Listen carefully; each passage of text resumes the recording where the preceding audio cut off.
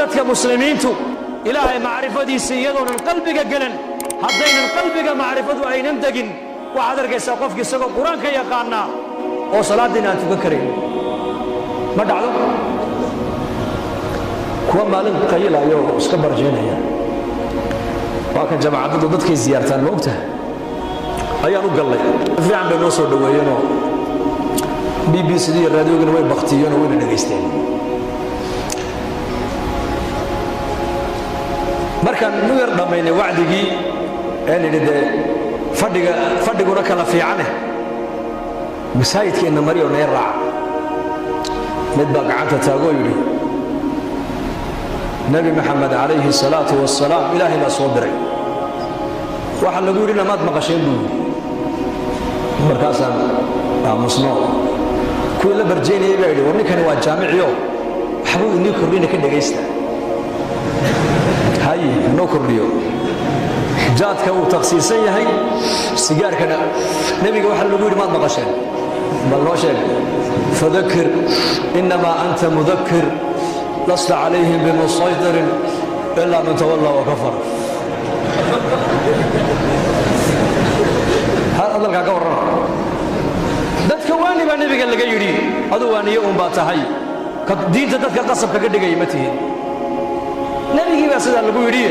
waad noo sheegteene qasab ha nagaga dhigine iska socda markaasay kulligood yidhaahdeen ninkaas sheekhaygu waa ninkaas shaydaan baa sheekhinaa aqoontii uu hayaa laakiin taqwadii baa hoos u taal iimaankii baa daciifa annagoo jawlad bari soconna baa nin u tagnay soomaaliya oo la yidhi ninka waa soomaali waa nin meel fadhiyo khamri cabbaaya wadannada gaalada markaasaan u tagnay assalaamu calaykum markaasaan calaykum assalaam xaggeed ka timaadeen meesha ma miskiid baa meesha salaamu calaykum tanda leedihiin buu nagu yidhi maye dalkii baan ka imanno qaaraddii afrikaan ka imanno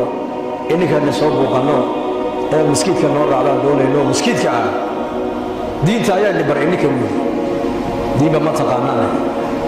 sawka ilaahay yidhi maa laa taqrabu salaata wa antum sukaara xataa taclamuu maa taquuluun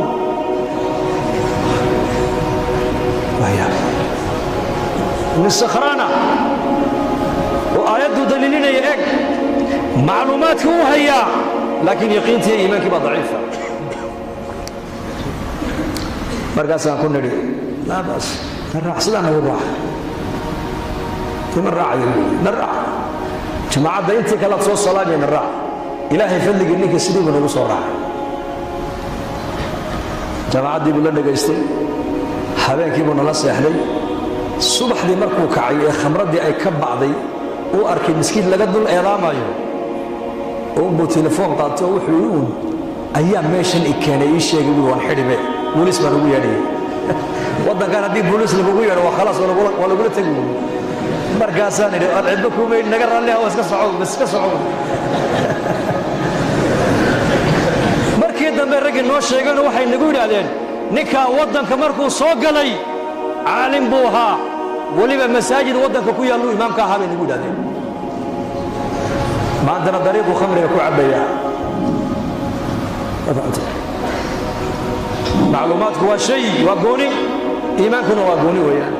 ummaddu maanta iimaanka hoosu yaalla iimaankeena inaan kor soo qadnaan u baahannahay markaas sidaa darteed bay saxaabada rasuulku inay iimaanka bartaan oo iimaankooga badbaadiyaan wax walba way ka doorteen wallaahi wax walba way ka doorteen